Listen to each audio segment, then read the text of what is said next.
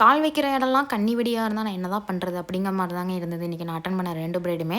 இன்றைக்கி பார்த்திங்கன்னா நான் ஏர்லி மார்னிங் கிளம்பல. ஆக்சுவலாக நான் வந்து மதியமாக தான் கிளம்புறேன். நான் கடைசியில் சொல்கிறேன் என்ன ஆயிடுச்சுன்னு.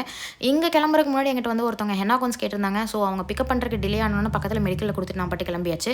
கிளைண்ட் லொக்கேஷன் ரீச் ஆகிறக்கு ½ அன் டிலே ஆயிடுச்சுங்க. உண்மையிலுமே சொல்லணும், ரெட் டாக்ஸி அண்ணா வந்து எனக்கு ரொம்ப ஹெல்ப் பண்ணார் லொக்கேஷன் தேடி.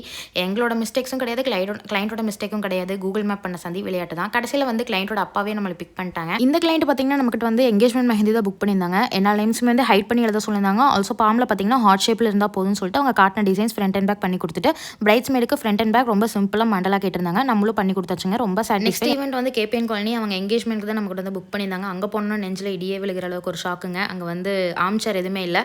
ஸோ நான் சோஃபாலையும் பிரைடு வந்து டீப்பாயிலையும் உட்காந்து போகிற நிலமை. பேக் பெயின் உயிர் வலி போயிருச்சுங்க எனக்கு. எப்படின்னா என்னால் உட்காந்து 1 hour முடிக்கிற வேண்டிய டிசைன் 2 hours அந்த மாதிரி டைம் எடுத்துச்சு. ஃபினிஷிங் சுத்தமாக எனக்கு பிடிக்கல. ஆனால் பிரைடோட அம்மா சூப்பராக இருக்குது, வெட்டிங்க்கு போட்டுக்கோங்கன்னாங்க. நான் இதை விட சூப்பராக போட்டு தரேன்னா ஷாக் ஆகிட்டாங்க. இதை விடவா அப்படின்னா ஆமாங்க அப்படின்னா. ஸோ வெட்டிங்க்கு வந்து நான் சேர்லாம் ஆர்டர் பண்ணி வச்சிட்றோம். ஸோ நீங்கள் வந்து நீட்டாக பண்ணி கொடுத்துருங்க. குரூப்புக்கு எல்லாத்துக்குமே நான் எத்தனை பேரும் டேட் ஃபிக்ஸ் பண்ணணும்னு சொல்லிடுறேன்ட்டாங்க. ஆக்சுவலாக பார்த்தீங்கன்னா லாஸ்ட் மினிட்ல எந்த ஒரு பிரைட் டு பீமே வந்து கேன்சல் பண்ணாதீங்க. எனக்கு அப்படி கேன்சல் பண்ணனால தான் எனக்கு வந்து நெக்ஸ்ட் பிரைடு பார்த்தீங்கன்னா ரொம்ப டைம் மாறி மிட் நைட் ஆயிடுச்சு முடிக்கிறதுக்கு. அது எங்களுக்கு டைம் டிலே ஆகிறது பிரச்சனை இல்லை, அவங்களுக்கு வந்து ஸ்டெயின் வருமானு நாங்கள் பயத்திலே இருக்கணும்.